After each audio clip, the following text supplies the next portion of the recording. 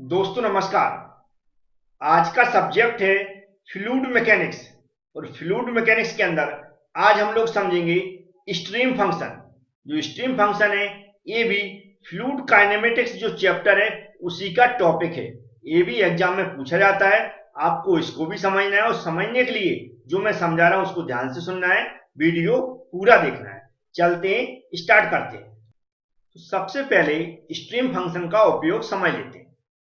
तो velocity potential function की तरह स्ट्रीम फंक्शन का भी उपयोग जो हमारे फ्लूइड को फ्लो करने वाले मॉडल हैं, इक्विपमेंट हैं, उनको डिजाइन करने में किया जाता है। तो क्या है, जो हमारे फ्लूइड को फ्लो करने वाले मॉडल हैं या कंपोनेंट हैं उनको डिजाइन करने में स्ट्रीम फंक्शन का भी उपयोग किया जाता है। लेकिन जो हमारा वेलोसिटी पोटेंशियल फंक्शन है वो स्ट्रीम फंक्शन में एक बेसिक डिफरेंस है। जो हमारा वेलोसिटी पोटेंशियल फंक्शन था उसमें जो हमारे फ्लूइड के पार्टिकल्स होते हैं, जो फ्लूइड के पार्टिकल्स होते हैं उनके व्यवहार को दर्शाता है। उनके फ्लूइड के पार्टिकल्स हैं उनको उनके व्यवहार है, जो उनकी डायरेक्शन है, जैसे उनको डिस्क्राइब करता है। लेकिन जो हमारा स्ट्रीम फंक्शन है, जो स्ट्रीम फंक्शन है वह जो हमारी फ्लो लाइंस हैं या फिर स्ट्रीम लाइन है, जो फ्लो लाइन है या फिर स्ट्रीम लाइन है उनको डिस्क्राइब करता है। जो स्ट्रीम लाइन है या फिर फ्लो लाइन है उनको डिस्क्राइब कौन करता है? स्ट्रीम फंक्शन करता है। तो ये बेसिक डिफरेंस है। अब यहाँ पर जो डेफिनेशन लिखी हुई है इसको हमें एग्जाम में लिखना है, जैसा लिखा हुआ वैसा आपको लिखना है। इसको मैं एक्सप्लेन करूंगा और अच्छी समझ में आ जाएगी। नॉर्मली जो स्ट्रीम फंक्शन भी हमारा क्या है, स्केलर फंक्शन है स्पेस और टाइम का। तो ये तो स्केलर फंक्शन तो नॉर्मली लिखना ही है, लेकिन अब जो ये बताता है उसके आधार पर इसकी डेफिनेशन है, उसको ध्यान से समझो। यह क्या करता है? Partial derivative. पार्शियल डेरिवेटिव्स का मतलब है यदि कोई हमारे पास इस तरह कोई डेरिवेटिव है, जैसे कि साई है, हमने इसलिए लिया क्योंकि साई इससे जो हमारा स्ट्रीम फंक्शन है उससे इसको दर्शाते हैं, और हमारा क्या हो गया, डेल यहाँ पर एक्स हो गया। अगर ये पॉजिटिव है तो दूसरा हमारा क्या होगा, यहाँ पर एक क्या होगा, जो दूसरा है अलग दूसरी डायरेक्शन में क्या होगा हमारा, ये निगेटिव होगा। तो ये हो गया पार्शियली या पार्शियल डेरिवेटिव, एक पॉजिटिव हो गया एक निगेटिव हो गया। अब ये क्या बताते हैं, हमारे ध्यान से समझे या कैसे बताते हैं इसको समझे। डेफिनेशन में लिखा है, मैं समझा रहा हूं कि किसी भी डायरेक्शन में उसके राइट एंगल पर, किसी भी डायरेक्शन में उसके राइट एंगल मतलब होता है, हमने जैसे मान लिया ये दो डायरेक्शन है, ये हो गई एक्स, ये हो गई वाई, तो ये यहाँ पर 90 डिग्री बन रहा, मतलब ये क्या होगा, राइट एंगल्स हो गया।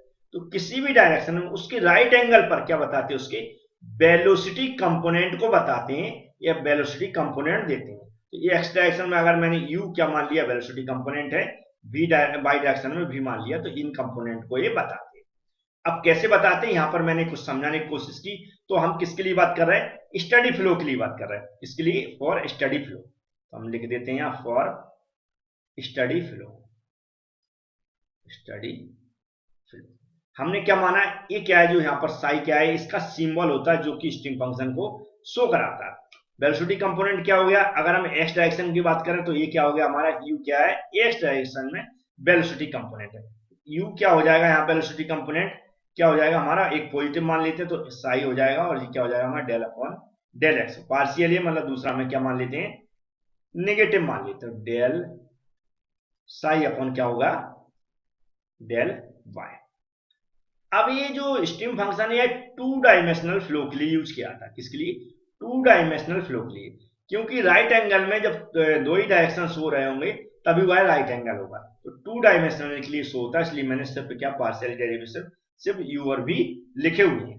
अब फिर से वही कंटिन्यूटी इक्वेशन का यूज करेंगे फोर, तो हमें लिखना पड़ेगा यहाँ पर क्या लिखेंगे, फॉर कंटिन्यूटी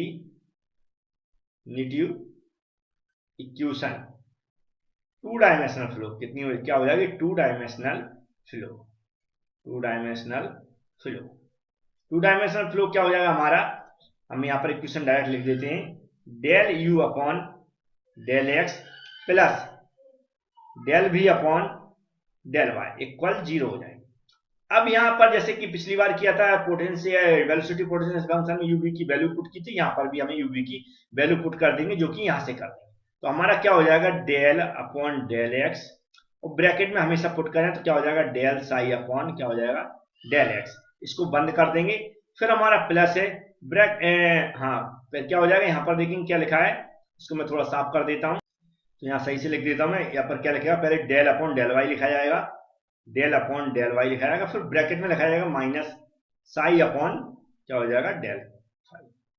तो इस तरह अब इसको हम क्या करेंगे, यहाँ पर जीरो है, इसको थोड़ा सिंप्लीफाई कर देंगे तो इसका इसमें मल्टीप्लाई होगा तो स्क्वायर हो जाएगा, यहाँ पर साई बन जाएगा, एक्स का स्क्वायर होगा तो एक्स का एक्स में मल्टीप्लाई हो जाएगा तो स्क्वायर बन जाएगा, ए माइनस प्लस माइनस हो जाएगा, ए भी डेल स्क्वायर साई हो जाएगा अपॉन क्या हो जाएगा, del y square equal to क्या हो जाएगा हमारा, जीरो हो जाएगा।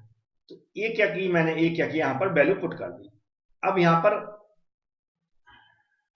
तो हमारी ये इक्वेशन बनती है स्ट्रीम फंक्शन के लिए। अब इस इक्वेशन से क्या है, इसको अगर ये नॉर्मली ये शो कराती है कि जो हमारा फ्लो है रोटेशनल या फिर इरोटेशनल दोनों में कोई भी हो सकता है। इक्वेशन शो करा रही है हमारा रोटेशनल और इरोटेशनल फ्लो में से कोई भी हो सकता है।